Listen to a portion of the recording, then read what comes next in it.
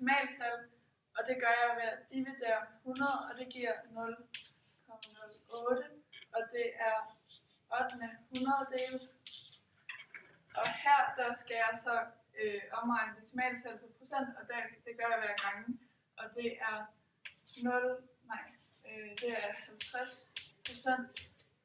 og det er 50 ud af 100. Og her der skal jeg så gange igen, og det giver 170%,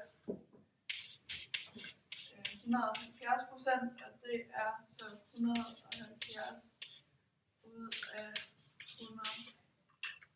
Jeg vil gerne fortælle om fremskrivningsfaktor. Hvis vi har for eksempel 70%, for at få det decimaltal, hvilket vi er i gang med her nu, så dividerer vi med 100. Og det vil sige, så får vi 0,7. Fremskrivningsfaktoren ligger i, at hvis man for eksempel gerne vil trække procent fra, eller man gerne vil lægge procent til, så skal man bruge fremskrivningsfaktoren. For eksempel hvis man gerne vil lægge procent til, så skal man sige plus 1, og det skal man altid, hvilket så vil sige, så får man 1,7. Hvis man for eksempel skal trække procent fra, så vil man skulle bruge 0,7 og gange med det. Jeg vil gerne vise, hvordan man lægger procent til. For eksempel hvis vi har 560 kroner en trøje for eksempel, vi gerne vil finde. Vi vil gerne finde ud af, hvad prisen er så plus momsen. Og vi ved, at moms det er 25%. Og det her det skal vi så bruge fremskrivningsfaktoren til at finde ud af det. Hvilket vil sige, at der skal vi jo plus de ene med de 25. Hvilket vil sige 1,25. Og for så at finde ud af, hvad prisen er plus det, så skal vi gange med prisen. Og det skulle så gerne give 700 kroner.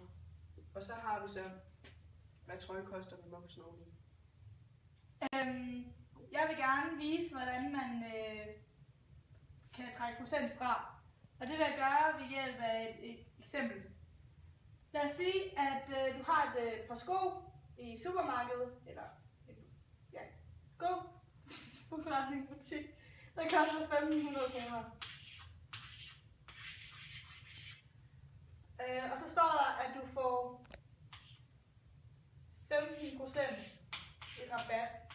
Så vil du gerne finde ud af, hvad skoene så koster nu. Og det gør du ved, at du siger, du har 100%. Det er helt alt, altså det er skoens pris fuld. Og så minuser du med 15%. Det vil sige, at du har tilbage 85% eller 0,85 i decimaltal. Og det du så gør, det er, at du tager skoens pris, altså 1.500, og ganger med 0,85, og det skulle så gerne give 1.275 kroner, når du får 15% i rabat. Jeg vil gerne vise, hvordan man laver en ændring i procent. Ja, vi kan sige, at du går ind i H&M, og så ser du en mega flot trøje, hvor der står I love Sissel. I love Sissel. Og så den har kostet 749 kroner, men det gør den ikke mere. Den koster kun 350 kroner. Og så vil du selvfølgelig gerne vide, hvor mange procent det er, du sparer.